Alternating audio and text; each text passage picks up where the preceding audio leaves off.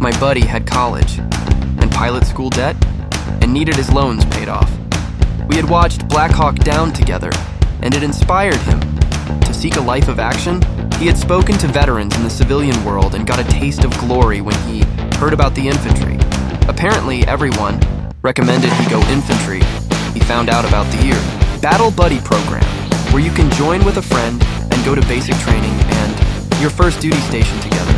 At the time, I had just finished a year of Bible school in Europe and had been traveling. I wasn't doing much, so he approached me and asked if I wanted to be able to travel again. It didn't take much convincing, and he really wanted to be in the infantry with me. So, even though I went against the better judgment and sage advice of my recruiter and his peers, I maintained that I would serve in the infantry. Long story short, it turned out that the Army wouldn't pay. My buddy's college debt's off, so he ended up backing out and pursuing the life of a pilot in Orlando, where we are from. That happened 20 years ago this year. I remember the trip from the recruiter's office to Tampa, Florida, where I and a bunch of strangers piled into a van. An old man drove us to Fort Benning, Georgia. For some reason, most of the other people in the van got dropped off along the way. Soon it was just me, the driver, and a guy named Dave alone in that van for the rest of the way to infantry school. I've always been popular and made friends easily, but it is my nature to be quiet and introverted, not to seek attention. Dave was very different from me, very friendly and outgoing. Within a few minutes, he had us talking to each other like we had known each other for years. Then, after a couple of hours, Dave went silent.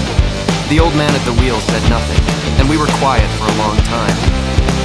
In an attempt to break the monotony, I asked Dave why he was joining. His whole attitude changed, and he went into a very somber storytelling mode. He had been a shrimp fisherman in Florida, working 3 weeks at a time at sea. He had a daughter and a wife, and one day he came home to find out his daughter had just been dropped off at his mother-in-law's place. His wife left him a message that she was leaving him for a French man and moving to France that day. Dave got quiet, sad, then angry, then laughed, and finally got serious. He explained that his wife never made it to the airport because she and her lover were in a serious car accident on the way there. She was permanently injured. Dave said he lost the house, the marriage, and he was joining the service to raise and support his daughter. The infantry selection of service was offering the highest signing bonus incentive at the time. He needed the money, so he signed up. The old man said nothing, and the weight of Dave's story settled between us as we continued our journey to infantry school.